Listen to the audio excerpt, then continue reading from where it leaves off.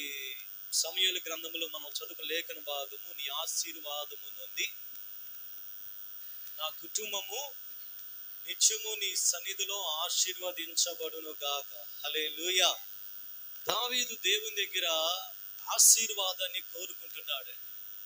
ఈరోజు మనకి ఎంతమందికి ఆశీర్వాదం కావాలి? చేతులు ఎత్తండి. అందరికీ కాదు, నాకు ఆశీర్వాదం కావాలి, మీకు ఆశీర్వాదం కావాలి. అసలు ఆశీర్వాదం అంటే ఏమిటి? ఎగ్జాంపుల్, యాకోబు మనకు ఆశీర్వాదం అనగానే మనకేం గుర్తొచ్చింది అంటే డబ్బులే గుర్తుకొస్తాయి కదా. ఆశీర్వాదం అంటే ఆశీర్వాదం నిజంగా డబ్బులు కాదే. మీకు ఎగ్జాంపుల్ చెప్పాలంటే, యాకోబు తాను పద్దనారాములో తన మామ దగ్గర అన్నీ సంపాదించుకున్నాడు. బిడ్డలు, ఆ పశువుల మందలు అన్ని ఉన్నంతలుగా వచ్చినాయి. కానీ దేవుని దగ్గర అన్ని ఉన్నా దేనికోసం ఆ రాత్రంతా ప్రార్థించాడు తెలుసా? మీరు ఎప్పుడైనా ఆలోచన చేశారా? యాకోబు రాత్రి అంతా దేవుని పాదాలు ఎందుకు పట్టుకున్నాడు? అది ఆశీర్వాదం లేదా? యాకోబు డబ్బులు లేవా? యాకోబుకి బిడ్డలు లేరా? యాకోబు దగ్గర పశువుల మందలు లేవా? అన్నీ ఉన్నాయి. యాకోబే ఒప్పుకున్నాడు, నేను ఈ రేవు దాటక మునుపు నేను ఒంటి కర్రతో ఉన్నాను, ఒక కర్రతో వెళ్ళాను, కానీ ఇప్పుడు నేను 2 గుంపులు అయ్యాను అని యాకోబే నోటితో ఒప్పుకున్నా. యాకోబు మళ్ళా దేవుని దగ్గర ఆశీర్వాదం కోసం ఎందుకు అడిగాడు? ఎప్పుడైనా ఆలోచన చేశారా? ఆశీర్వాదం అంటే మందలు, లేకపోతే డబ్బులు, బిడ్డలు, ఇవి కాదండి. నువ్వు సంపాదించిన దాని మీద, లేకపోతే నీకు కలిగిన దాని మీద నువ్వు తృప్తిగా ఉండటం. Praise Lord. యాకోబు దగ్గర అన్నీ ఉన్నాయి, కానీ ఏదో ఆ రోజు తన అన్న వస్తున్నాడు అనేసరికి యాకోబుకి ఒక భయం అనేది పట్టుకుంది. యాకోబు భయం చేత ఆవరించబడ్డాడు. సమాధానం లేకుండా ఉన్నాడు, నెమ్మది లేకుండా ఉన్నాడు. ఏదో ఒక భయం ఆవరించింది. యాకోబుకి ఆ రోజుకు తెలిసింది, నా దగ్గర ఎన్ని ఉన్నా ఆశీర్వాదం లేకపోతే అదంతా కూడా సున్నాని గ్రహించాడు. కాబట్టి దేవుని దగ్గర, అయ్యా నువ్వు ఆశీర్వదించితేనే తప్ప నేను నీ పాదాలు విడువనయ్యా, దేవుడిని ఆశీర్వదించాను పో. Praise Lord. అందుకని ప్రసంగి గ్రంథంలో కూడా దేవుని సెలవలేక మనం భోజనము చేసి తృప్తి పొందుట కూడా అసాధ్యం అండి. Praise lord. కాబట్టి బైబిల్ గ్రంథంలో క్యాజువల్గా లేకపోతే న్యాచురల్గా 7 ఆశీర్వాదాలు ఉన్నాయి. ఒకటి సమృద్ధి. సమృద్ధి అంటే అర్థం ఏంటంటే మనకు కలిగి ఉన్న దానిలో తృప్తి పొందటం.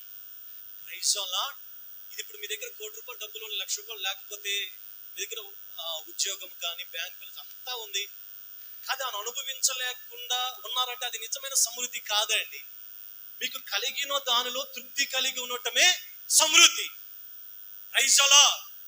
మీకు కలిగిన దానిలో మీరు ఎంజాయ్గా లేకపోతే ఆనందంగా ఉండటమే నిజమైన తృప్తి. అది మీ దగ్గర అన్నీ ఉన్నా, మీ దగ్గర బంధువులు ఉన్నా, మీ చుట్టూ అంతమంది ఉన్నా, మీకు కలిగిన దానిలో మీకు తృప్తి లేకపోతే అది నిజమైన దీవెన కాదు. అది నిజమైన దీవెన ఎవరి మీద ఉంటుందో, వాళ్ళ దగ్గర ఇల్లు ఉన్నా, డబ్బులు లేకపోయినా, ఉన్నా లేకపోయినా, ఉన్న దానిలో హాయిగా జీవించటమే మొదటి ఆశీర్వాదం. Praise Lord. రెండవదిగా మనకు కలిగిన దానిలో ఆరోగ్యము కలిగి ఉండటం. Praise Lord. ఆరోగ్యం అంటే మన డబ్బులన్నీ హాస్పిటల్ పాలు కావటం కాదండి. Praise Lord.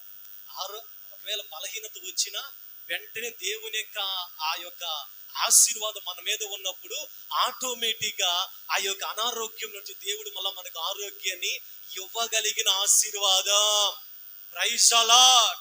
దేవుని ఆశీర్వాదం ఉంటే అనారోగ్యాలు రావని కాదు అర్థం, రోగాలు రావని కాదు. ఒకవేళ వచ్చిన దేవుని ఆశీర్వాదం నీ మీద ఉంటే ఏ అనారోగ్యమైనా, ఏ వ్యాధి అయినా, ఏ బాధ అయినా నేను ఏమీ చేయలేదు. ఒకవేళ అట్లా కాకుండా వచ్చిన డబ్బులన్నీ మన అనారోగ్యాలకి, హాస్పిటల్కి పెడుతున్నామంటే ఎక్కడో తేడా అనేది ఉందండి. మూడవదిగా సమాధానం, హృదయంలో నెమ్మది. Praise Lord. కీర్తనకారుడు అంటున్నాడు, 1000 మంది నా మీదకి వచ్చిన 10,000 మంది అంటే సమాధానం అంటే అన్ని సెటిల్ చేసుకుని డబ్బులన్నీ హ్యాపీగా ఇంట్లో కూర్చోవడం కాదండి. నిజమైన సమాధానం అంటే ఏమిటి? చుట్టుపక్కల పరిస్థితులు ఎలాగ ఉన్నా, చుట్టుపక్కల కీర్తనకారుడు ఏమన్నాడు? 1000 మంది నా మీదకి వచ్చిన, 10,000 మంది నా చుట్టూ ఆవరించిన నేను భయపడను. ప్రైజ్ అలా. కీర్తనకారుడు ఎందుకు చెప్పగలడు ఆ మాట? తను ధైర్యముగా ఉన్నాడు.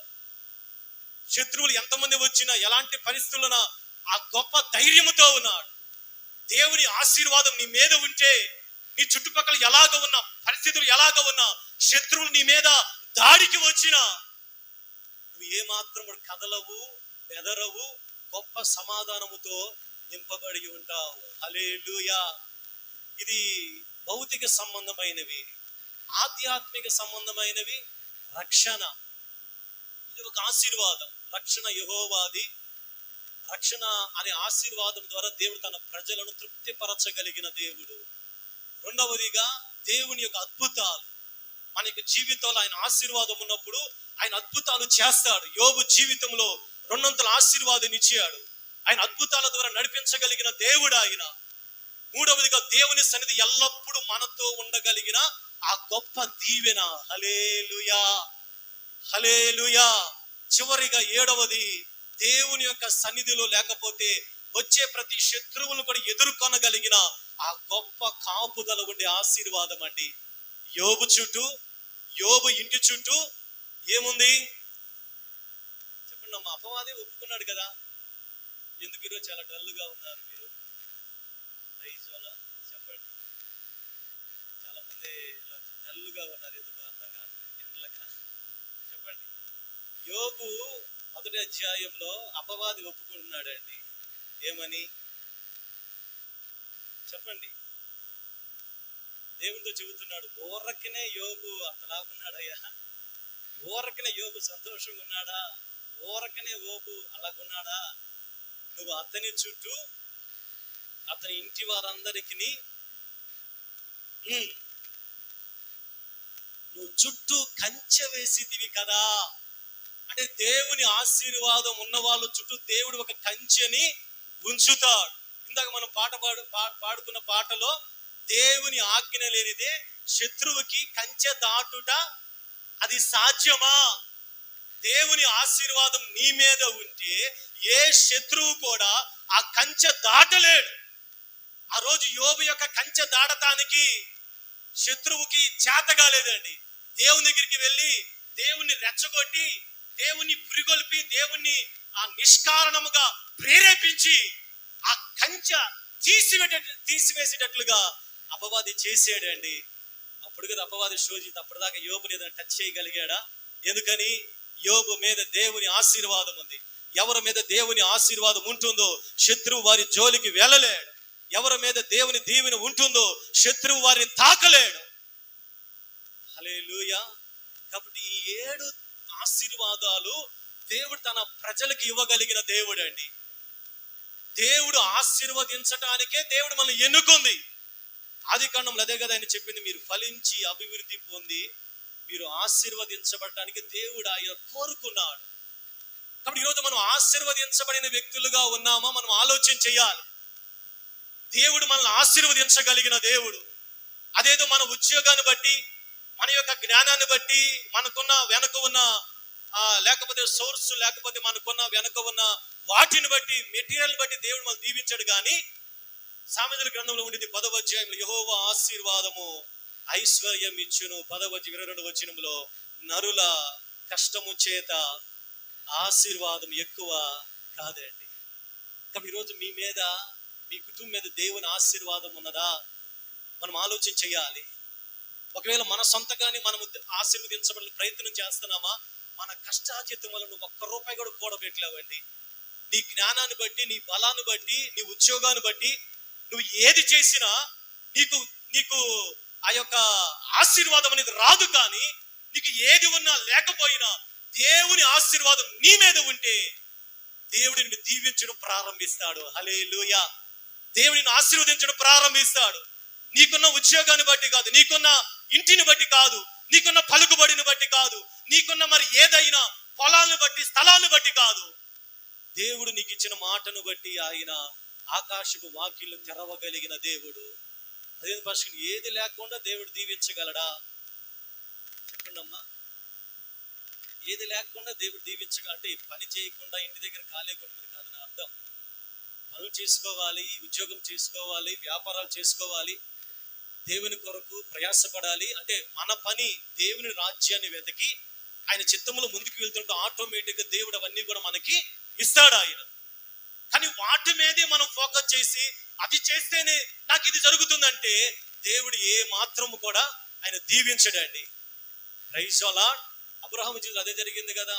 12వ అధ్యాయంలో అబ్రహాముతో దేవుడు మాట్లాడాడు, అబ్రహామా నువ్వు లేచి నేను చూపించే ప్రదేశానికి నువ్వు లేచి వెళ్ళు, నేను దీవిస్తాను, నేను నిన్ను ఆశీర్వదిస్తాను, నేను తరతరములుగా నేను వర్ధిల్ల చేస్తాను దేవుడు చెప్పాడు.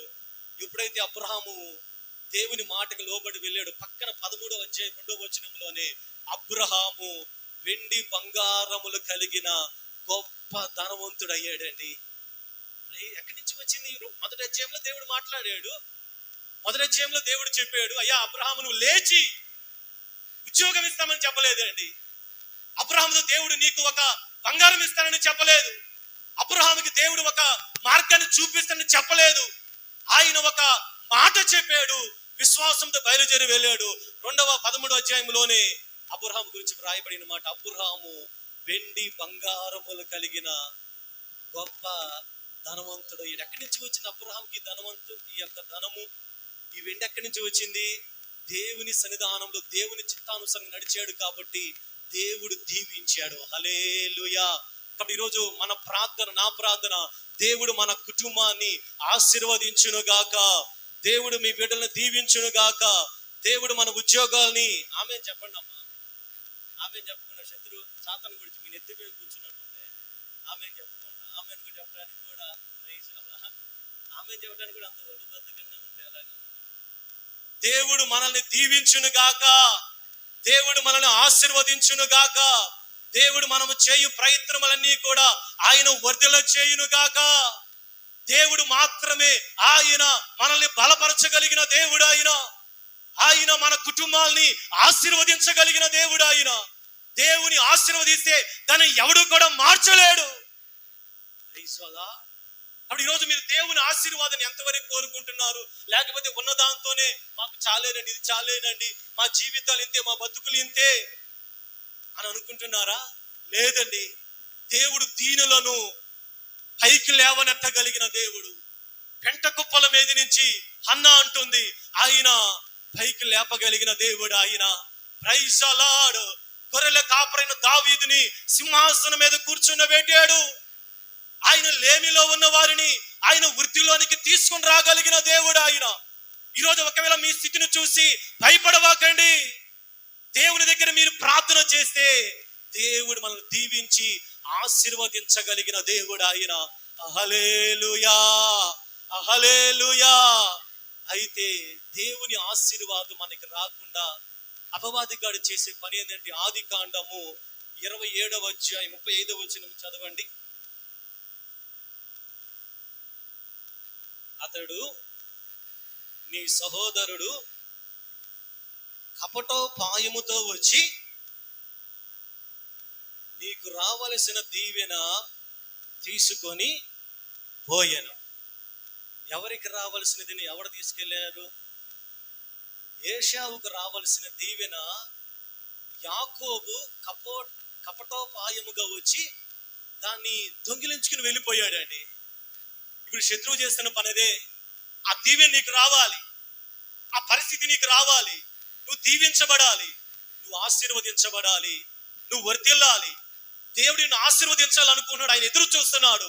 ఆయన ఆశీర్వదించే సమయానికి శత్రువు ఏం చేస్తున్నాడంటే వేరొక వేషం వేసుకుని వచ్చి నీకు రావాల్సిన దీవెన తీసుకుని వెళ్ళిపోతున్నాడు.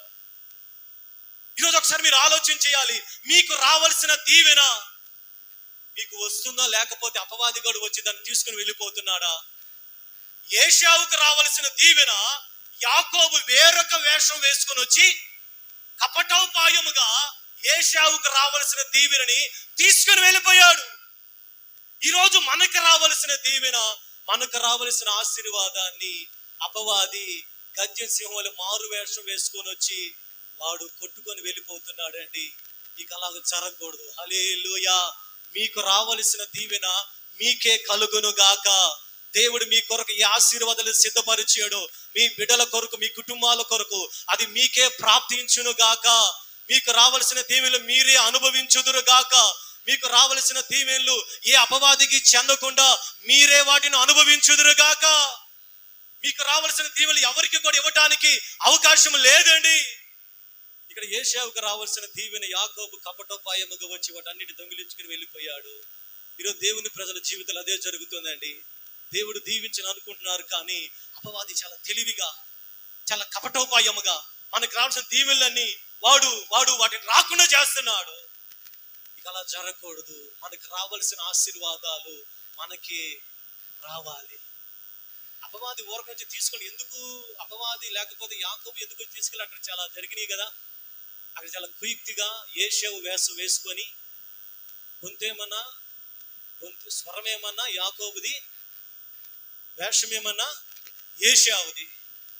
కాబట్టి అలాంటి పరిస్థితులు అపవాది చేతికి వెళ్లకుండా దేవుని దీవెనలు మనం పొందుకోవాలంటే కొన్ని విషయాలు మనము నేర్చుకుందాం. ఎక్కడ మన దీవెనలు మిస్ అవుతున్నాయి, ఎక్కడ మనము అపవాది చేతుల్లో మన ఆశీర్వాదాలన్నీ కూడా వాడు దొంగిలించేస్తున్నాడు.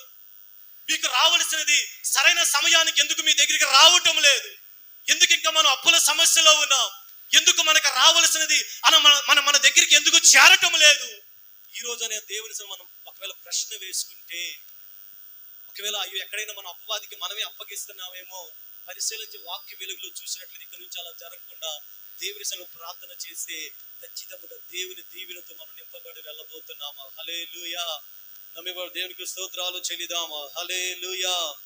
మొదటిగా కీర్తనల గ్రంథము 115వ కీర్తన 13వ వచనాన్ని చదవండి. 115వ కీర్తన 13వ వచనం. పిన్నలనేమి పెద్దలనేమి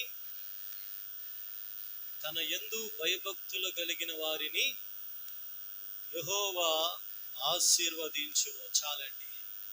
మొదటిగా దేవుడు మనల్ని ఎప్పుడు దీవిస్తాడు? దేవుడు ఎప్పుడు మనల్ని ఆశీర్వదిస్తాడు? దేవుడు ఎవరిని ఆశీర్వదిస్తాడు? పిన్నలనేమి పెద్దలనేమి యెహోవా యందు భయభక్తులు కలిగిన వారిని దేవుడు యెహోవా ఆశీర్వదిస్తాడు. కాబట్టి ఈరోజు నీవు, నీ కుటుంబము, నీ బిడ్డలు దేవుని ఎడల భయభక్తులు కలిగి ఉంటే ఏ అపవాది కానీ నీ యొక్క దీవెనలు దొంగిలించలేడండి. నువ్వు దేవుని ఎడల భయభక్తులు కలిగి జీవిస్తే నీకు రావాల్సిన దీవెన నీకే అనుగ్రహించబడుతుంది. ఈరోజు మనం ప్రశ్నించుకోవాలి. మొదటిగా, నేను దేవుని ఎడల భయభక్తులు కలిగి ఉన్నానా? నేను దేవుని మందిరంలో నేను భయభక్తులు కలిగి ప్రవర్తిస్తున్నానా? నేను దేవుని దగ్గర నేను భయము కలిగిన వ్యక్తిగా ఉన్నానా? మనం ప్రశ్నించుకోవాలి. నువ్వు దేవుని ఎడల నువ్వు భయము భక్తి కలిగి ఉంటే, భక్తి అంటే ఏందండి? భయము భక్తి రెండు ఒకటి కాదండి. భయభక్తులు అంటే మొదటిగా భక్తి అంటే మనం చేసే కంటికి కనపడే క్రియలు, ప్రార్థన చేయటం, పాట పాడటం, దేవుని మందిరానికి రావటం, లేకపోతే దేవునికి ఇచ్చే కానుక ఇవ్వటం, ఇది భక్తి కార్యాలు అంటారు. మీరు దేవుని మందిరానికి ఎలాగ వస్తున్నారు, దేవుని మందిరం ఎలాగ ఉంటున్నారు, ఇది భక్తి అండి. మీరు దేవుని మందిరం ఎలాగ ప్రవర్తిస్తే మన నడవడిక ఎలాగ ఉంది? ఇప్పుడు ఆలోచన చేసామా? ప్రసంగ భక్తులను మీరు దేవుని మందిరానికి వెళ్ళినప్పుడు మీ ప్రవర్తన జాగ్రత్తగా చూచుకోనండి. దేవుని మందిరానికి ఇచ్చే గౌరవాన్ని మీరు ఇస్తున్నారా? ఈ స్థలంలో దేవుడు ఉన్నాడు, దేవుడు సంచరిస్తున్నాడు, ఇదిగో నేను దేవునికి సమయానికి వెళ్ళాలి, నేను దేవుని మందిరంలో మోకరించాలి, ప్రార్థించాలి, కన్నీరు కార్చాలి, ఇదే భక్తి. భయం అంటే లోపల కలిగేదండి. మన లోపల ఉండేది భయం అంటే, ఓమో దేవుడు ఉన్నాడు, ఈ ప్రదేశంలో దేవుడు ఉన్నాడు. యోసేపు అంటాడు, ఆ పాపం చేయడానికి అవకాశం వచ్చినప్పుడు ఇంటిలో దేవుడు ఉన్నాడు. అంటే నువ్వు ఎక్కడికి వెళ్ళినా సరే దేవుడు ఉన్నాడు, నువ్వు ఎక్కడ ఉన్నా సరే దేవుడు ఉన్నాడు అనే ఫీలింగ్, భయభక్తులు కలిగి ఆ లోపల ఆ యొక్క ఆలోచన కలిగి ఉండటమే భయం అండి. భక్తి ఒక్కటే ఉంటే సరిపోదు, భయం ఒక్కటే ఉంటే సరిపోదండి. చాలా మంది భయపడతారు. భయం ఉండిద్ది, అమ్మో యేసయ్య. లోకస్తులు కూడా భయపడతారండి యేసయ్య అనగానే. దెయ్యాలకు కూడా భయం అంట, యాకోబు పత్రికలో ఉండిద్ది. దెయ్యాలు కూడా భయపడతాయి యేసయ్య అంటే. కానీ భక్తి లేకపోతే భయం వ్యర్థమండి. కాబట్టి కొత్త భక్తి ఉన్నా వ్యర్థమే. ఇప్పుడు కొత్త భక్తి చేశారు అనుకోండి, ప్రార్థన లేకపోతే కానుక ఇవన్నీ చేసి భయం లేకపోతే అది వ్యర్థమే. కాబట్టి భయము కావాలి, భక్తి కావాలి. భక్తి భక్తిలో ఏది లోటున్నా నీకు దీవెన అనేది రాదండి. కాబట్టి ఈరోజు మీరు భక్తి ఎలా చేస్తున్నారు, మీ భక్తి ఎలాగ ఉంది? భయభక్తులు కలిగి ఉన్న వారిని దేవుడు దీవిస్తాడని ఆయన వాక్య భాగంలో స్పష్టముగా వ్రాయబడి ఉంది. పిన్నలనేమి పెద్దలనేమి తన యందు భయభక్తులు కలిగిన వారిని అందరినీ యెహోవా ఆశీర్వదించును. హల్లెలూయా. ఇండియా పెంతెకోస్తు దేవుని సంగమా, దేవుని ఎడల భయభక్తులు కలిగి జీవిస్తున్నారా? దేవుని ఎడల భయభక్తులు లేకుండా దేవా నన్ను దీవించు, దేవా నన్ను ఆశీర్వదించయ్యా, దేవా నన్ను బలపరుచు అంటే దేవుడు అంటాడుకుందామా, భయభక్తులు కలిగి ఉన్న వారిని దేవుడు దీవిస్తాడండి. హల్లెలూయా. భక్తినైనా మనము ఎలాగా దేవుని ఎదురు కనపరుస్తున్నాం, ఎలాగ దేవునికి మన భక్తి కార్యాలు, ఎలాగ మన భక్తి దేవుని సన్నిధికి వెళ్తున్న యోగుతో తన స్నేహితులు అంటున్నారు, యోగు నీ భక్తి నీకు ధైర్యమయ్యా. హిజ్కియా చేసిన భక్తి యథార్థం ఉంది కాబట్టి తన కష్టకాలంలో ఆ భక్తి హిజ్కియాని కాపాడింది. తనకు మరణకరమైన రోగం వచ్చినప్పుడు దేవునికి ఒకటే ఒక మాట చెప్పాడండి, దేవా నేను యథార్థ హృదయుడనై నీ సన్నిధిలో నేను ఎలాగ నడుచుకున్నానో ఒక్కసారి జ్ఞాపకము చేసుకోయ్యా. వెంటనే దేవుడు తను ఎలాగున్నాడో, తను ఎలాగ ప్రవర్తించాడో దేవుడు ఒక్కసారి హిస్టరీ అంతా తీసాడండి. హిజ్కియా సమయానికి మందిరానికి చెప్పండి అమ్మా, చెప్పండి పెద్దగా చెప్పండి, మాట్లాడరా సమయానికి హిజ్కియా సమయానికి మందిరానికి వెళ్ళాడు. మందిరంలో జాగ్రత్తగా ఉన్నాడు, మందిరంలో ప్రార్థన చేసేవాడు, మందిరంలో ఆరాధనలో పాల్గొన్నాడు. హిజ్కియా భక్తి చాలా యోగ్యముగా ఉన్నది. హిజ్కియా భయపడ్డాడు. దేవుడు ఇవన్నీ జ్ఞాపకం చేసుకున్నాడు. హిజ్కియా భయభక్తులు కలిగిన వ్యక్తి కనుక దేవుడు వెంటనే యెషయాను పిలిచాడు, యెషయా వెళ్ళయ్యా. మళ్ళా తిరిగి హిజ్కియా నా దగ్గర ఒక మాట చెప్పాడు, అతను చేసిన భక్తిని ఒకసారి జ్ఞాపకం చేసుకోమని చెప్పాడు. ఇదిగో నేను అతన్ని జ్ఞాపకం చేసుకున్నప్పుడు హిజ్కియా భక్తిలో ఎటువంటి లోపము లేదు. కాబట్టి ఏ మాట అయితే చెప్పావో ఆ మాటని నేను రద్దుపరుస్తున్నాను. ఇది హిజ్కియాకి 15 సంవత్సరముల ఆయుష్ని నేను పొడిగిస్తున్నాను. చెప్పలు కొడుతూ దేవునికి నామాన్ని మహిమపరుద్దాం. హల్లెలూయా. నీ కష్టకాలంలో నిన్ను కాపాడేది నువ్వు చేసిన భక్తే. ఈరోజు మీరు భక్తి ఎలా చేస్తున్నారు? చాలా మంది ఎంత ఖాళీ ప్లేస్ అండి, ఎంత బాధగా ఉంది. ఎంత రక్షణ పొందిన ప్రజలు దేవుడు దీవిస్తాడు నిజముగా ఎక్కడెక్కడో గడుపుతున్నారండి. ఆదివారం 7 రోజుల్లో 5 రోజులు 6 రోజులు మీ పని మీరు చేసుకుని ఒక్క రోజు ఒక 2-3 గంటలు నా దగ్గర గడపండి. విశ్రాంతి దినాన్ని పరిశుద్ధంగా ఆచరించండి. ఒక్క వారానికి ఒక్క 3 గంటలు దాన్ని ఆచరించండి. చూడండి, దాదాపు నెలలుగా మానుకునే వాళ్ళు ఉన్నారు, సంవత్సరానికి ఒకసారి వచ్చే వాళ్ళు ఉన్నారు. దేవుని దీవెన వచ్చిందంటారా? ఒకసారి ఆలోచించేయండమ్మా. దేవుడు దీవిస్తాడంటారా? రేపు ఏదైనా కష్టకాలంలో దేవా హిజ్కియాలాగా మనం చెప్పగలమా? పోయిన సంవత్సరంలో ఒక ఆబ్సెంట్ లేకుండా వచ్చేలా ఉన్నారా మందిరానికి? చేతులు ఎత్తద్దు కానీ ఒకసారి ప్రశ్నించుకోండి. ఇప్పుడు 6 నెలలు అయిపోయింది, ఇది 8వ నెల. ఈ 6 నెలల్లో ఎన్నిసార్లు మందిరానికి మానుకున్నా? ఇదేనండి భయభక్తులు, ఇదే మనం చేయకపోతే అన్యులు వాళ్ళ భయభక్తులు ఎంత ధైర్యంగా చేస్తున్నారో. ఏ సీజన్ ఆ సీజన్, కార్తీక మాసం అలాగే శ్రావణ మాసం ఇలాగ ఇప్పుడు మళ్ళీ ఇప్పుడిప్పుడే రెడీ చేస్తున్నారు. ఏంటిది అది? అదేందుకు నాకు ఆశ్చర్యం ఉంది. కావాలి చాలా రోజు సంవత్సరం పెరిగిపోతుందండి. ముందే తెచ్చి పెట్టేస్తున్నారా అవన్నీ కూడా? ఇప్పుడు అంతా ఎక్సైటింగ్ ఉన్నారా? జీవం లేని వాళ్ళ కొరకు సంవత్సరం ఎక్కువైపోతుందండి. ఆ డీజల్ పెరిగిపోతాను. వీటి నిమిత్తం మనం ప్రార్థన చేయాలి. దేవునికి విరోధమైన ఆ యొక్క అన్ని కూడా పెరిగిపోతా ఉన్నాయి. సాతాను పెట్టిరిగిపోతా ఉన్నాడు. జీవము లేని వాళ్ళు అంత ఆరాధించగలిగితే జీవము కలిగిన దేవుని మనం ఎంత ఆరాధించగలం? ఎంత ఆరాధన చేస్తున్నాం? దావీదు ఆరాధన చేసి చూపించాడు కాబట్టి దావీదుని దేవుడు దీవించడం ప్రారంభించాడు. హల్లెలూయా, హల్లెలూయా. మనం లేచి దగ్గర ఇప్పుడు ఎండాకాలం, వర్షాకాలం, చలికాలం సీజన్లు బట్టి కాదని ఏ పరిస్థితి అయినా నువ్వు దేవుని దగ్గర భయభక్తులు కలిగి జీవిస్తే నువ్వు ఎక్కడ ఉన్నా, అది లేమి అయినా దరిద్రత అయినా, దేవుని దీవెన నీ మీదకి వచ్చి పడుతుంది. నీ భక్తి నువ్వు చేయగలిగితే, నీ భయభక్తులు కలిగి నువ్వు ఎక్కడ ఉన్నా దేవుడి నీ ఉద్యోగాన్ని దీవించగలడు. దేవుడు నీకు ఇచ్చిన దానిని ఆశీర్వదించగలడు. నీ దగ్గర ఉన్న దాన్ని రెట్టింపు చేయగలడు ఆయన. నువ్వు భయభక్తులు కలిగి ఎక్కడ ఉన్నా నీ దగ్గరికే వచ్చి నిన్ను దీవించగలడు ఆయన. అయితే ఎవరిని దీవిస్తాడంట?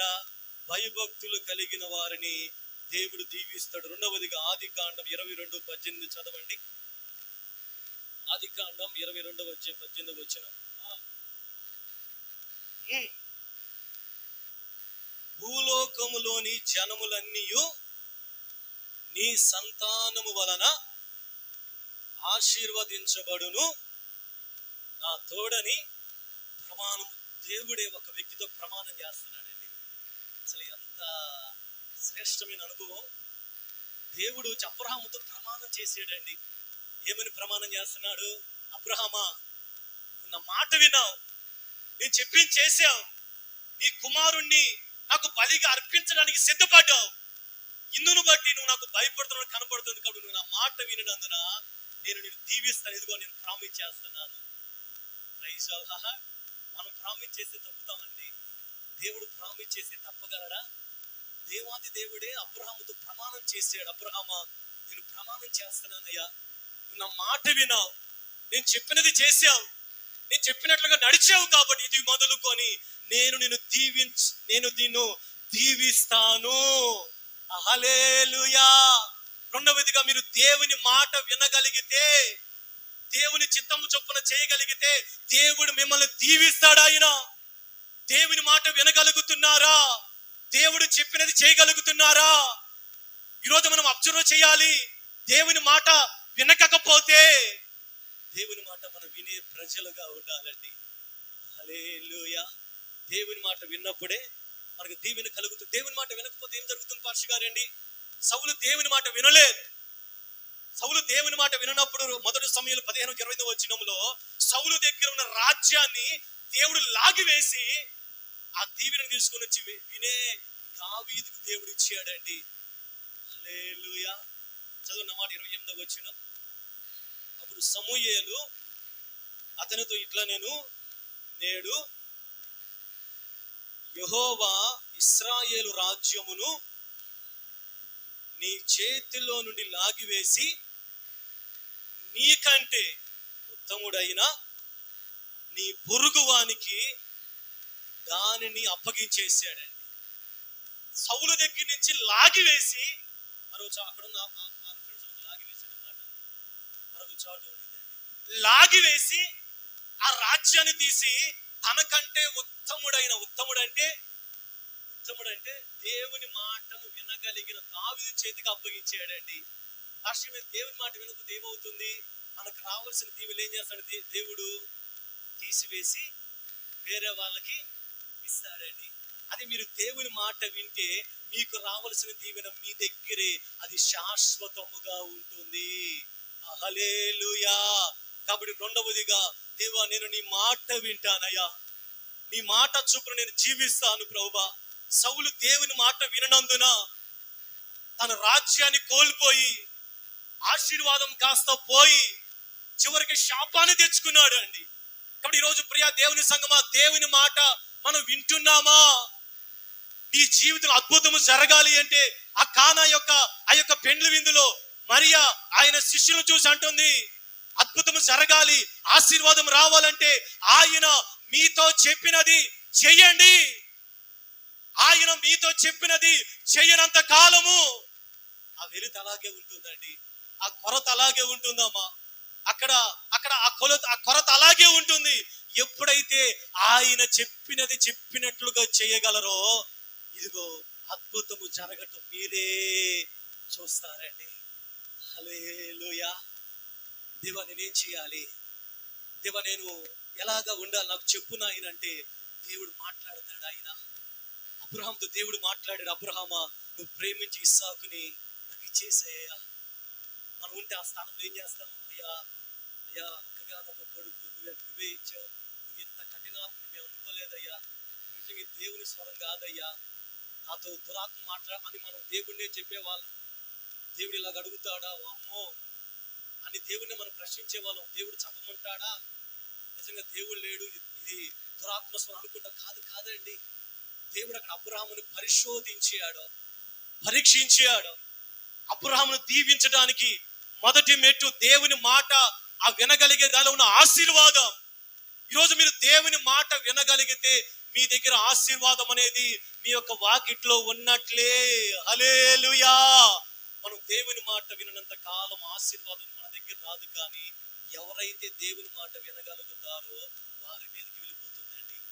హల్లెలూయా, హల్లెలూయా. మూడవదిగా నిర్గమాకాండం 32:29 చదవండి. నిర్గమాకాండం 32:29. ఏలయనగా మోషే వారిని చూచి, నేడు యెహోవా మిమ్ములను ఆశీర్వదించున్నట్లు మీలో ప్రతివాడు తన కుమారుని మీద పడియే కాని తన సహోదరుని మీద పడియే కాని యెహోవాకు మిమ్మల్ని మీరే ప్రతిష్ట చేసుకొనుడని చెప్పాను. ఈ నిర్గమకాండంలో జరిగిన విషయం మనకు తెలుసు. మోషే యెహోషువాలు దేవుని దగ్గర దేవుని పిలుపు మేరకు ఆ సీనాయి పర్వతం మీదకి ఎక్కి వెళ్ళి 40 దినాలు గడిపినప్పుడు కింద వీళ్ళందరూ కూడా అహరోను యొక్క నాయకత్వంలో ఒక వెండి దూడను చేసుకొని, మోషే రావటం ఆలస్యమైనందున వాళ్ళందరూ వాళ్ళ దగ్గర బంగారాన్నంతా పోగు వేసి దాన్ని ఒక మిషన్లో వేయగలనే అది వెండి దూడ అయిపోయింది. ఆ వెండి దూడ ప్రతిమను పెట్టుకొని అందరూ కూడా తిరునాలు చేసుకుంటా ఉన్నారు. తిరునాలు అంటే తెలుసు కదా, తిరునాలు చేసుకుంటా ఉన్నారు. త్రాగి గంతులేసి అంతా కూడా చేస్తా ఉన్నప్పుడు దేవుడు తెలిసింది, మోషేతో మాట్లాడాడు. మోషే కింద ప్రజలందరూ కూడా త్రోవ తప్పారు, త్వరగా వెళ్ళు అని చెప్పేసరికి మోషే కిందకి దిగి వచ్చేసరికి అందరూ కూడా విచ్చలవిడిగా ఎవరికి ఇష్టం వచ్చినట్లుగా వాళ్ళు చేస్తున్నప్పుడు దైవజనుడు మోషేకి కోపం వచ్చేసి ఆ 2 పలకలను కూడా గట్టిగా పగలగొట్టేస్తాడు. అప్పుడు మోషే దేవుని ఆత్మ ద్వారా ఒక మాటని ప్రకటిస్తాడు. ఏ మాట అంటే 26 వచనం. అందుకు మోషే పాలెము యొక్క ద్వారమున నిలిచి, యెహోవా పక్షమున ఉన్న వారందరూ నా యొద్దకు రండి అని పిలుపు ఇవ్వగానే ఇశ్రాయేలు ప్రజలు ఎన్ని గోత్రాలు తెలుసా అండి? 12 గోత్రాలు. ఈ 12 గోత్రాల్లో ఎవరు ముందుకు వచ్చారు దేవుని పక్షముగా నిలబడటానికి? లేవీయులు వచ్చారు. అంటే దేవుని పక్షముగా ఎవరైతే నిలబడతారో అదే చెప్పిన తర్వాత మరలా మోషే, దేవుడు మిమ్మల్ని ఆశీర్వదించున్నట్లు మీరు మిమ్మల్ని ప్రతిష్ఠించుకోండి అంటే దానికి అర్థమే తెలుసా? మీరు దేవుని పక్షముగా నిలబడండి, మీరు సత్యము పక్షముగా న్యాయ పక్షముగా నిలబడండి, చెడు పక్షముగా నిలబడవద్దు, మంచి పక్షముగా నిలబడండి. మిగతా 11 గోత్రాలు దేవుని పక్షముగా దైవజనుని పక్షము నిలబడటానికి ఇష్టపడలేదు. దేవుని పక్షముగా నిలబడిన లేవీయుల్ని ఆ రోజు నుంచి యాజకత్వం అనేది ప్రారంభించబడిందండి. హల్లెలూయా. దేవుడు వారి స్వాస్యముగా మార్చబడ్డాడు. దేవుడు వారికి ఆశీర్వదించే వ్యక్తిగా దేవుడు వాళ్ళ లేవి గోత్రాన్ని బ్లెస్ చేసాడండి. కాబట్టి ఈరోజు నువ్వు దేవుని పక్షముగా, దైవజనుల పక్షముగా, సత్యము పక్షముగా, మంచి పక్షముగా, న్యాయ పక్షముగా నిలబడితే నువ్వు ఖచ్చితంగా దేవుని ఆశీర్వాదాన్ని పొందుకోవటానికి అర్హుడవే, అర్హురాలవే. నీ కుటుంబం అర్హమైనదే. ఈరోజు నువ్వు ఎవరి పక్షాన నిలబడుతున్నావు? మోషే పిలిపిస్తున్నాడు, దేవుని పక్షముగా నిలబడిన వాళ్ళందరూ నా వెనకకు రండి, దేవుడు మిమ్మల్ని ఆశీర్వదించబోతున్నాడు. ఈరోజు నేను అంటున్నాను, మీరు ఎవరి పక్షముగా నిలబడుతున్నారు? చెడు పక్షముగా నిలబడితే దేవుని ఆశీర్వాదం రాదండి. మంచి పక్షముగా, దైవజనుల పక్షముగా, దేవుని పక్షముగా, న్యాయ పక్షముగా, ఏది నిజమైనదో దాని పక్షముగా నువ్వు నిలబడితే ఖచ్చితంగా నువ్వు ఆశీర్వదించబడినట్లు. అదే కదండి, దేవుడు మిమ్మలను ఆశీర్వదించున్నట్లు. ఈరోజు మీరు ఎవరి పక్షాన్ని నిలబడుతున్నారు? హల్లెలూయా. ఎందుకు మిమ్మల్ని ఆశీర్వాదం రావడం? ఎవరి పక్షం నిలబడడం ఆలోచించేయాలి. కారణం ప్రియ దేవుని సంగమా, ఈరోజు మనం దేవుని పక్షముగా లేవీల వలె నిలబడి లేవీ గోత్రాన్ని దేవుడు ప్రత్యేకించి ఆ లేవీ గోత్రాన్ని దేవుడు ఆశీర్వదించడం ప్రారంభించాడు. ఆ లేవీ గోత్రం నుంచి యాజకులు రావటం చూసాం. ఆ లేవి గోత్రంలో నుంచే యాజకత్వం ప్రారంభించబడింది. కాబట్టి ఈరోజు ప్రియ దేవుని సంగమా, మీరు దేవుని పక్షముగా నిలబడితే మీరు దేవుని యొక్క దీవెనలు పొందుకున్న వాళ్ళే. హల్లెలూయా. ఐదవదిగా మొదటి పేతురు 3:9 చదవండి. పేతురు రాసిన మొదటి పత్రిక 3:9. ఆశీర్వాదమునకు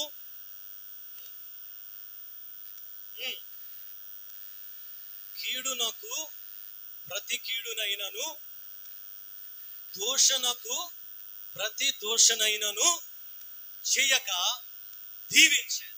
దేవుడు అసలు మనల్ని ఎందుకు పిలిచాడండి చెప్పండి? లోకంలో పాపంలో ఉన్న మనల్ని ఎందుకు పిలిచాడు? దేవుడు ఎందుకు పిలిచాడు మిమ్మల్ని చెప్పండి? కుర్చీలో మాట్లాడినా రాష్ట్ర గారు ఎప్పుడు ముగిస్తారు, మేము వెళ్ళిపోతాం అన్నట్లు ఉన్నాం. హల్లెలూయా.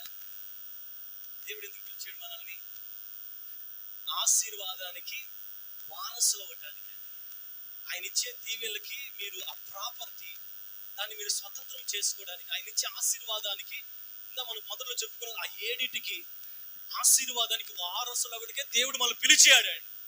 అప్పులు కాదు, అనారోగ్యానికి కాదు, బాధలకు కాదు, వ్యాధులకు కాదు, చింత కాదు, లేమి కాదండి. దేవుడు ఆశీర్వాదానికి వారసులుగా ఉండటానికే దేవుడు మనల్ని పిలిచాడు. అయితే మనం ఏం చేయాలి? కీడుకు ప్రతి కీడు అయినను దోషణకు ప్రతి దోషణను చేయక దీవించండి. దావీదు అదే చేశాడు. సౌలు ఎంత కీడు చేసినా, మొదటి సమూయేలు 24:17 ఎంత కీడు చేసినా దావీదు ప్రతి కీడు చేయలేదండి. దావీదు ఏ రీతిగా చర్య తీసుకోలేదు, మౌనముగా దేవుని దగ్గర ఉన్నాడు. శత్రువే చివరికి దావీదుని దీవిస్తూ చదవన్న మాట మొదటి సమూయేలు 24. యెహోవా నన్ను నీ చేతికి అప్పగింపగా ఈ దినమున నువ్వు నా ఉపకారము చేసిన వాడవై నా ఎడల నీకున్న ఉపకార బుద్ధిని వెల్లడి చేసిదివి కనుక నువ్వు నాకంటే నీతి పరుడవు. యెహోవా దీవించాడు కదా, చదువు. అదే అండి, నాకు చేసిన దానిని బట్టి యెహోవా ప్రతిగా నీకు మేలు చేయునుగాక. హల్లెలూయా. కాబట్టి 5వదిగా ప్రియ దేవుని సంగమా, 4వదిగా కీడుకు ప్రతి కీడు అయినను దోషణకు ప్రతి దోషణను చేయకుడి. దేవునికి అప్పగించండి, దేవునికి అవకాశం ఇవ్వండి, దేవుని సన్నిధానంలో ప్రార్థించండి. మనకి ఎవరైతే వ్యతిరేకముగా ఉన్నారో, మనకైతే వ్యతిరేకం ఎవరైతే ప్రవర్తిస్తున్నారో, మనము చర్య తీసుకొనకుండా దేవునికి అవకాశం ఇస్తే దేవుడు మనల్ని దీవించగలిగిన దేవుడు ఆయన. హల్లెలూయా. ఎందుకని? ఒకవేళ మనము ప్రతి చర్య తీసుకుంటే దేవుడు ఆశీర్వదించడమ్మా. దేవుడు మనకి సమృద్ధిని ఇవ్వడా? ఆయన దేవుడు మనం ఆశీర్వదించలేడు. దావీదు ఆ రీతిగా ప్రవర్తించాడు కనుకనే దావీదును దేవుడు దీవించడం ప్రారంభించాడు. ఇప్పుడు ఈరోజు మీ జీవితాల్లో కూడా మన యొక్క అపకారములన్నీ దేవుని హస్తములలో పెట్టి దేవుని చేత దీవించబడిన వ్యక్తులుగా మనము ఉందుముగాక. హల్లెలూయా. 5వదిగా 2వ సమూయేలు గ్రంథము 6వ అధ్యాయంలోనికి రండి. 2వ సమూయేలు గ్రంథము 6వ అధ్యాయములో దావీదు యెహోవా మందస్సము ఓబేదెదోము ఇంటిలో 3 నెలలు ఉందండి. యెహోవా మందస్సము దేవుని ఓబేదెదోము ఇంటిలో 3 నెలలు ఉండటాన్ని బట్టి దేవుడు ఓబేదెదోము యొక్క ఇంటిని, అతని పొలాల్ని, అతని యొక్క మొత్తం ఆశీర్వదించాడు. ఇది రాజైన దావీదు చెవిలో పడిందండి. ఏమని? ఓబేదెదోము ఉద్యోగం లేదు, ఓబేదెదోముకి ఎటువంటి పని లేదు, ఓబేదెదోముకి ఓబేదెదోము ఆశీర్వదించబడ్డాడు. ఊరు మొత్తం తెలిసిపోయింది. అందరూ కూడా మాట్లాడుకుంటా ఉన్నారు, ఓబేదెదోము ఆశీర్వదించబడ్డాడు, ఓబేదెదోము కారు కొన్నాడు, ఓబేదెదోము బంగ్లా కట్టుకున్నాడు, ఓబేదెదోము ఇంటి కింద అందరికి ఏమో తెలిసిపోయింది. ఆ నోట ఈ నోట పడి చివరికి ఏం తెలిసిందంటే ఓబేదెదోము ఇంటిలో దేవుని మందస్సు ఉందరా. ఓబేదెదోము ఇంటిలో దేవుని మందస్సు ఉండటాన్ని బట్టి దేవుడు ఓబేదెదోము ఇంటిని దీవించాడని చెప్పి ఆ మందస్సాన్ని రాజైన దావీదు ఏమనుకున్నాడు? ఆ మందస్సాన్ని తెచ్చుకొని నా ఇంటిలో పెట్టుకోవాలనుకున్నాడు, దావీదు ఇంటిలో పెట్టుకోవాలనుకున్నాడు. ఆ మందస్సాన్ని తెస్తా ఉన్నారు. ఆ మందస్సము దగ్గర దావీదు ఎట్లాగున్నాడండి? ఈలాగున దావీదు ఆర్భాటముతోను బాకానాదముతోను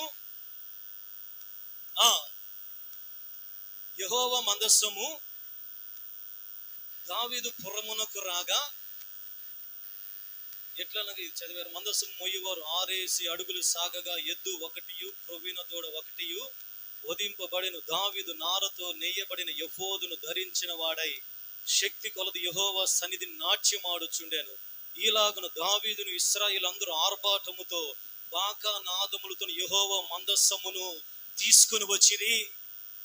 దావీదు దేవుని మందస్సము ఎదుట నాట్యమాడుతున్నాడు, మైమరిచిపోయాడు. ఆయన మందస్సము దగ్గర ఉండి అభిషేకాన్ని పొందుకొని దేవుని దగ్గర ఆయన ఎంతో శక్తి కొలదిగా దేవుని సన్నిధిలో ముందుకు సాగుతున్నాడు. అయితే సౌలు కుమార్తె దావీదు భార్యను మీకాలు కిటికీలో నుంచి చూసి దావీదుని బట్టి తన మనస్సులో హీనపరుచుకుంది. దావీదు తన ఇంటి వారిని దీవించడానికి వచ్చినప్పుడు మీకాలు చేసిన పనిని తెలుసా? సౌలు కుమార్తె యొక్క మీకాలు కిటికీలో నుంచి చూచి యెహోవా సన్నిధిని గంతులు వేయుచు నాట్యమాడుచున్న దావీదును కనుగొని తన మనస్సులో అతనిని హీనపరిచెను. అంటే యాక్చువల్ గా మీకాలు తన యొక్క అవివేకమైన పనితోటి మీకాలు తన మనస్సులో దావీదుని గురించి చండాలంగా ఊహించుకుంది. దావీదు అభిషేక్తుడు, దేవుని మందస్సము దగ్గర ఉన్న వ్యక్తి, దేవుని అభిషేకాన్ని పొందుకొని దీవించడానికి వచ్చాడు. మీకాలు దీవించబడాలి, మీకాలు ఆశీర్వదించబడాలి. కానీ 22వ వచనం ఎంత విచారకరమైన విషయం ఏంటంటే, మరణము వరకు సౌలు కుమార్తె యొక్క మీకాలు పిల్లలు కనకయుండెను. ఎంత విచారకరమైన విషయమో తెలుసా? దావీదు తన ఇంటి వారిని, ఎక్కడ మాట 20వ వచనం, తన ఇంటి వారిని దీవించుటకు దావీదు తిరిగి రాగా. అంటే ఇప్పుడు దావీదు దీవించడానికి తన ఇంటి వారిని వచ్చిన మీకాలు చేసిన ఆ యొక్క దుష్కార్యమును బట్టి తన మనసులో అభిషేక్తుడైన దావీదును బట్టి తన మనసులో ఏదో చెడ్డగా ఊహించుకొని హీనపరిచింది. తద్వారా సౌలు కుమార్తెకు మీకాలు మరణమయ్యే వరకు బిడ్డలు కనలేదు. గర్భం అనేది ఏమైందంట? ముయ్యబడింది. కానీ ఇక్కడ గర్భం ముయ్యబడింది, ఎక్కడ తెరవబడిందో తెలుసా? చెప్పండి అందరూ కూడా. ఎక్కడ తెరవబడింది? ఇక్కడ ముయ్యబడింది. ఎక్కడ తెరవబడింది? చెప్పండి, మధ్యభాగం దేవుడు తెరిచాడు. హల్లెలూయా. ఇక్కడ ముయ్యబడింది. సొలొమోను ఎవరికి జన్మించాలో తెలుసా? సొలొమోను ఏ గర్భంలో నుంచి రావాలో తెలుసా? ఆ యోగ్యత ఎవరికో తెలుసా? మొదటగా దావీదు భార్య అయిన మీకాలుకు రావాలి. కానీ ఇక్కడ ముయ్యబడింది. దావీదు తర్వాత తన వంశోద్ధారకుడు తన కడుపున పుట్టే సొలొమోనుకి రాజరికము అప్పగించబడాలి. కానీ ఇక్కడ ముయ్యబడటాన్ని బట్టి దేవుడు ఎవరో తెలియని వ్యక్తి గర్భాన్ని తెరిచి ఆ వారసును తెచ్చి రాజుగా, దావీదు తర్వాత రాజరికానికి వారసునిగా చేశాడు. ఇక్కడ మీకాలు చేసిన ఆ పొరపాటును బట్టి తనకు రావలసిన ఆ దీవెన అనే గర్భము ముయ్యబడింది. ఈరోజు మనము కూడా ఎక్కడైనా మన గత జీవితంలో దైవజనులు బట్టి, అభిషక్తులైన వారిని బట్టి మన మనసులో హీనపరుచుకున్నావేమో. దానిని బట్టి మనకు రావాల్సిన దీవెన అనే గర్భం ముయ్యబడిందేమో. దేవుని దగ్గర మనం ప్రశ్న వేసుకోవాలి. గర్భం అంటే ఓన్లీ బిడ్డలకు గర్భమే కాదండి, దీవెన అనే గర్భం ముయ్యబడి అది ఎక్కడో తెరవబడతా ఉంది. అది నీకే రావాలి, కానీ అది ఆ ద్వారం ముయ్యబడింది. దేవుడు ఎక్కడో మరొక చోట ఆ ద్వారాన్ని తెరుస్తున్నాడు అండి. కారణం ఏం తెలుసా? మన మనసు అది సరిగ్గా ఉన్నట్లేదు. మన మనసులో చెడ్డ అభిప్రాయం దైవజనులు బట్టి, లేకపోతే అభిషక్తులైన వారిని బట్టి ఎక్కడైనా ఒకవేళ మన మనసులో మీకాలు లాగా హీనపరుచుకుంటే ఆ గర్భం ఆంతిని మరణమయ్యే వరకు అట్లాగే ఉండిపోయిందంటే అంత ఘోరమైన స్థితి. ఇలాంటి దీవులు ఎన్నిసార్లు మన యొక్క దీవులు కూడా అలా ముయ్యబడతా ఉన్నాయేమో. మందిరానికి రావచ్చు అండి, మందిరానికి వచ్చిన దీవెన కాదు. ఒకవేళ మనం దేవుని అన్ని చేయొచ్చు, అది కాదు. మరణమయ్యే వరకు సౌలు కుమార్తెకు మీకాలుకు పిల్లలు అంటే ఆ గర్భాన్ని దేవుడు మూసేసిన కారణం తెలుసా? తన మనస్సుని దావీదు కనుగొని తన మనస్సులో అతనిని హీనపరిచిందండి. దేవుని దగ్గర మనం ఒప్పుకోవాలి. ఎక్కడైనా దేవుని సంబంధమైన వ్యక్తులను బట్టి మన మనసులో హీనపరుచుకున్నామేమో. మిర్యాము కూడా దేవుడు ఊరుకోడండి. తన తమ్ముడైన మోషేను బట్టి సంఖ్యాకాండము 12వ అధ్యాయంలో మోషేతోని దేవుడు మాట్లాడతాడా? మాతో దేవుడు మాట్లాడా? మిర్యాము మోషేకి విరోధముగా మాట్లాడు. తన తమ్ముడే, తన మోషేకి తన తన కుటుంబస్తుడే. దేవుడు ఒప్పుకోలేదండి. మిర్యాముని 7 దినాలు బయట ఉంచాడు దేవుడు. హల్లెలూయా. కుష్ఠరోగం వచ్చింది, దేవుడు బయటికి నెట్టేశాడు. మోషే ప్రార్థించగా ఆమె మరలా 14వ వచనం చదవండి. కాబట్టి మిర్యాము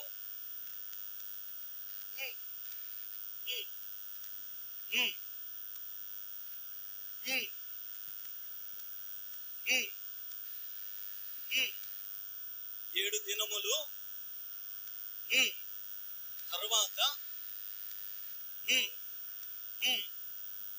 మిర్యాము 7 దినములు పాలెము వెలుపలే గడిపేను. మిర్యాము మరలా చేర్చబడు వరకు జనులు ముందుకు సాగరైరి. తరువాత జనులు సాగి చాలండి. హల్లెలూయా. కాబట్టి ఎక్కడైనా ఒకవేళ మీకాలులాగా మిర్యాములాగా, అలాగే 2వ రాజుల గ్రంథం 2వ 20వ వచనంలో ఎలీషాను బట్టి యవనస్తులు వచ్చి ఎలీషాకి బోడిగుండు, ఎలీషాకి నెత్తి మీద జుట్టు లేదండి. కొంతమంది యవనస్తులు వచ్చి ఎలీషాను ఎగతాళి చేస్తున్నారు, బోడివాడా అని.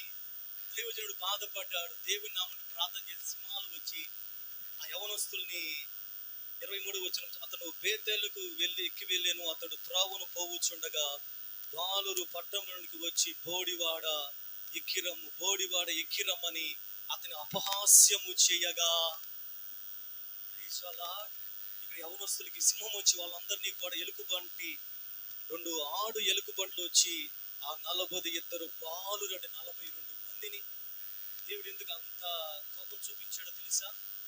అభిషక్తులైన వారిని మన మనస్సులో కూడా చెప్పండి. నేను కొన్ని సంవత్సరాల క్రితం ఒక భాష పట్ట ఇంత ఉండేది. అంటే నేను మనసులో అంటే ఏదో సంథింగ్ అనుకున్నాను. మనసులో తెగతా చేసాను, మనసులో బయట కాదు. 2-3 తర్వాత ఏమైందంటే నా పట్ట బాగా విపరీతంగా వచ్చింది.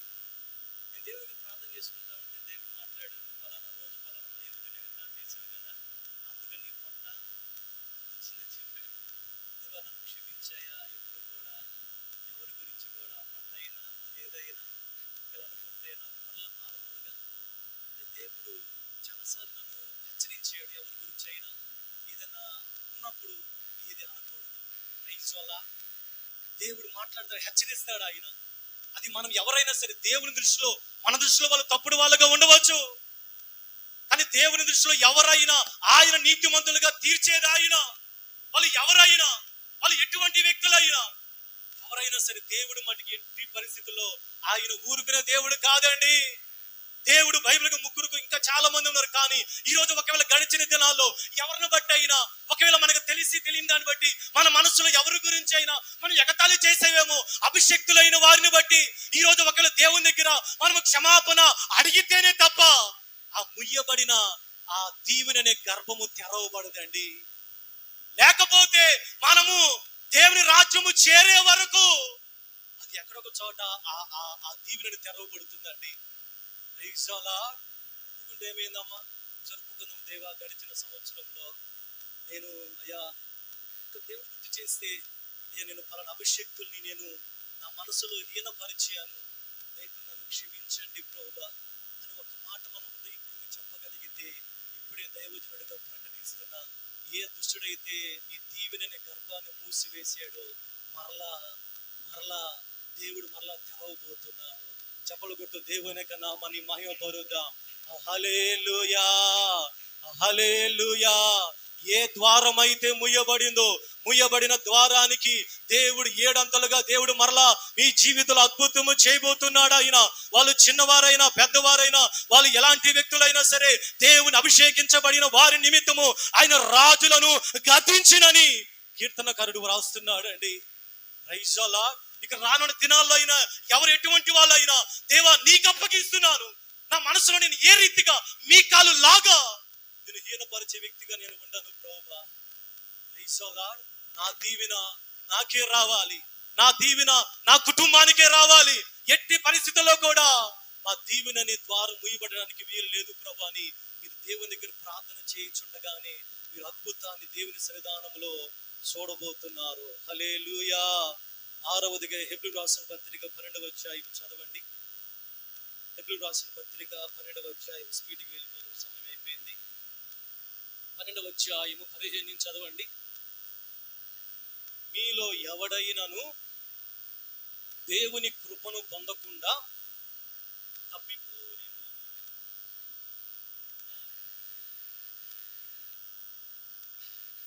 కలవరపరుచుట వలన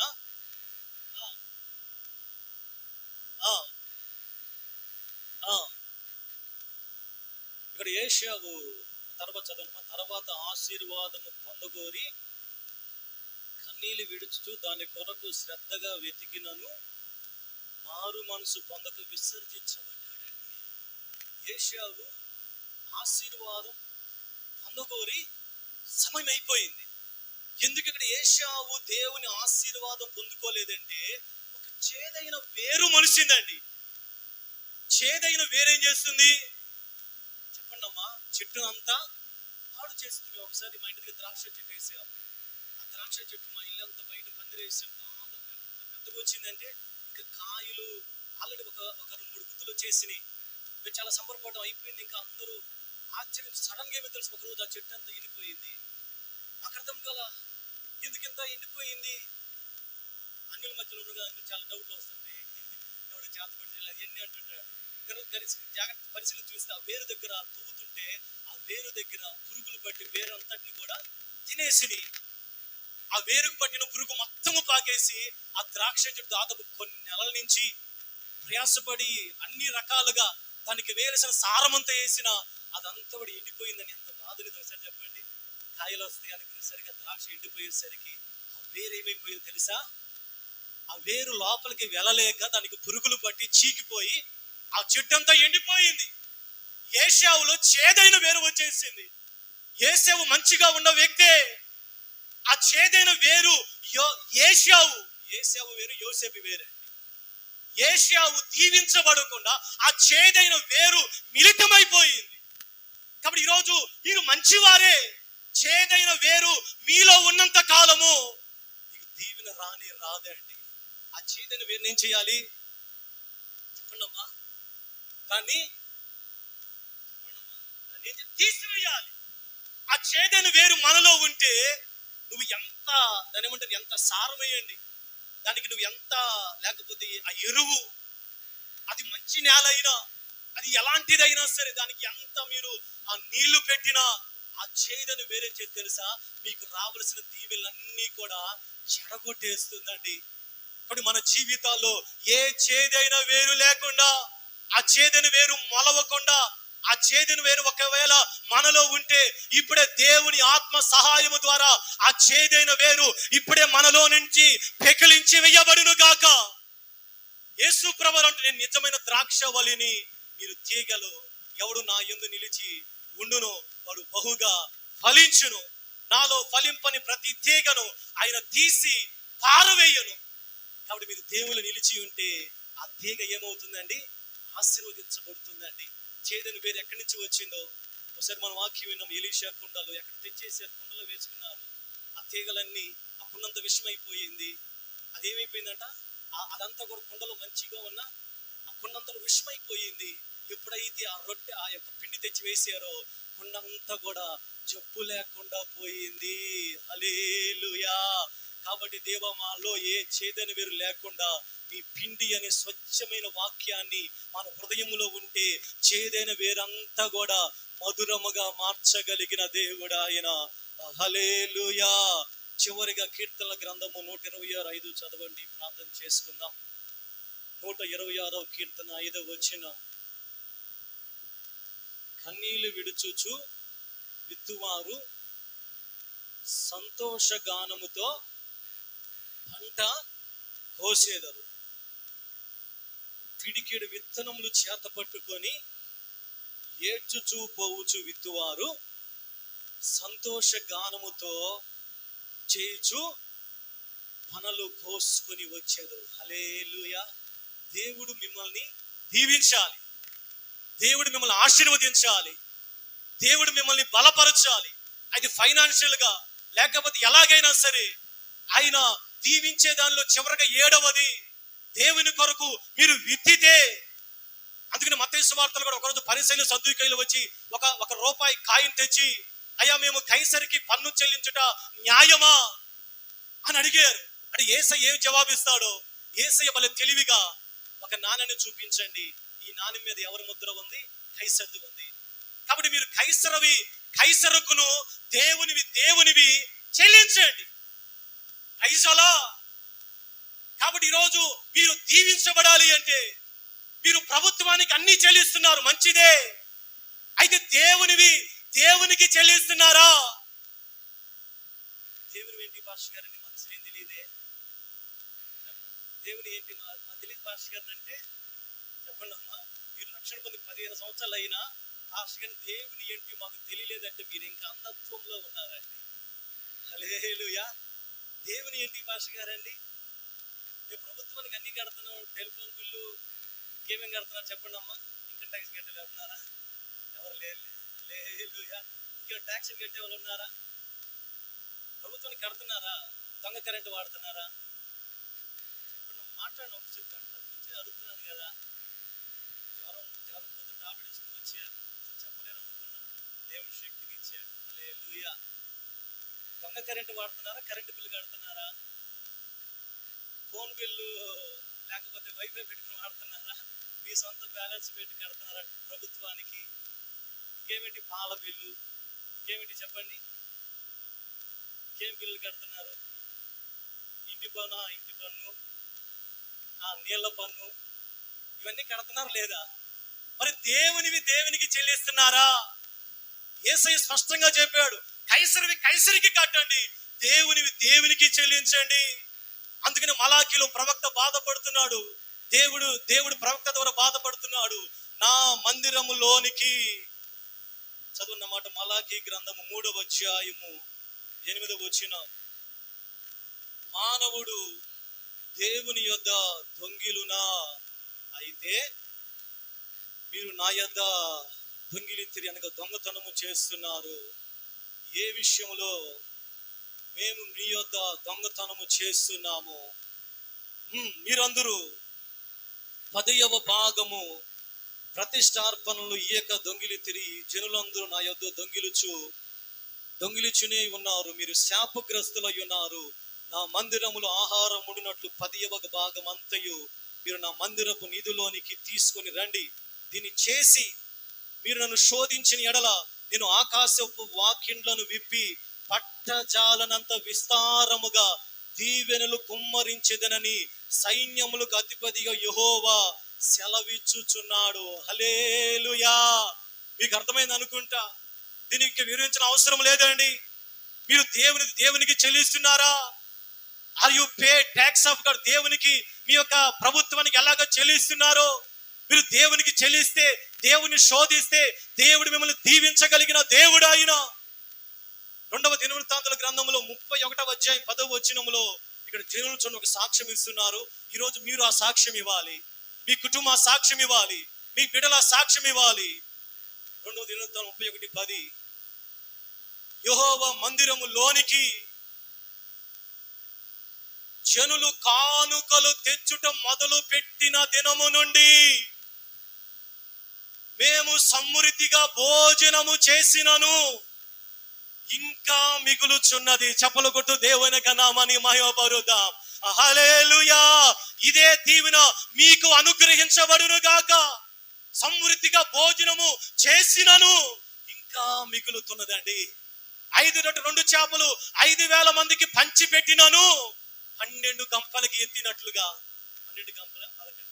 12 గంపలకి ఎత్తినట్లుగా దేవుని మందిరంలోనికి కానుకలు తెచ్చిన దినము నుంచి మేము మా కుటుంబాలు అయ్యా మా బిడ్డలు సమృద్ధిగా కడుపు నిండా తిన్నా ఇంకా మిగులుతా ఉందయ్యా. హల్లెలూయా. ఆ దీవెన దేవుడు తన ప్రజలకు ఇవ్వగలడండి. కాబట్టి 7 విషయాలమ్మా, ఇవన్నీ కూడా ఏదో ఒక నామకార్థంగా బోధిస్తున్నాయి కదా. ఇవన్నీ కూడా ఒక ఫండమెంటల్ రూల్స్.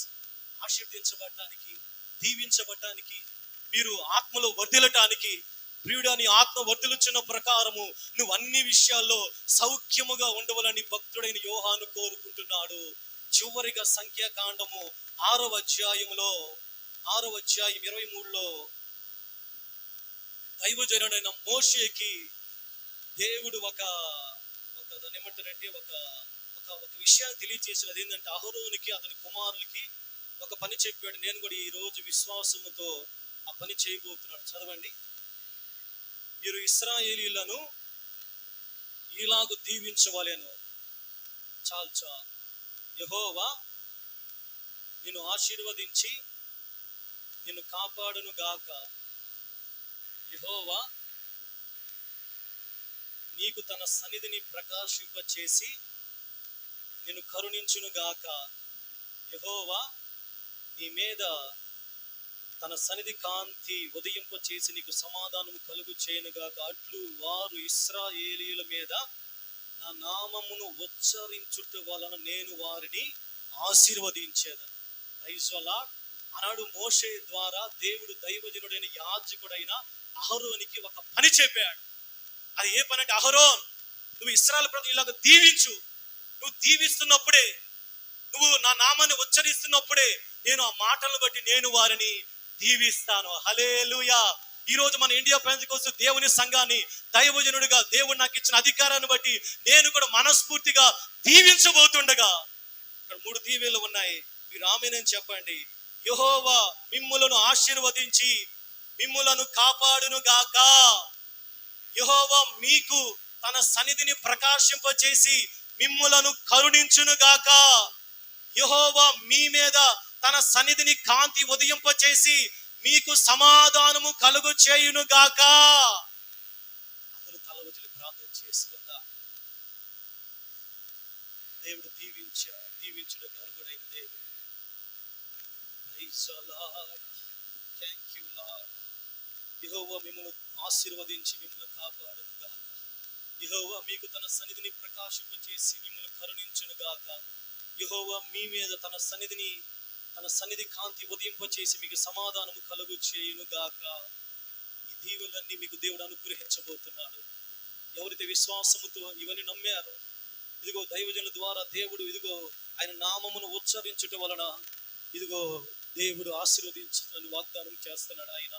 కాబట్టి ఇది మొదలుకొని దేవుడు మిమ్మల్ని కాపాడబోతున్నాడు. ఇది మొదలుకొని తన సన్నిధిని ప్రకాశింపచేసి మిమ్మల్ని కరుణించబోతున్నాడు. ఇది మొదలుకొని ఇదిగో దేవుడు మీకు సమాధానాన్ని కలుగు చేయబోతున్నాడు. ఈ 3 దీవెనలు బట్టి, ఓ దేవుడు మనకిచ్చిన ఆశీర్వాదాన్ని బట్టి అందరము దేవునికి స్తోత్రములు చెల్లిద్దాం. హల్లెలూయా, హల్లెలూయా. భయభక్తులు కలిగిన వారిని దేవుడు దీవించ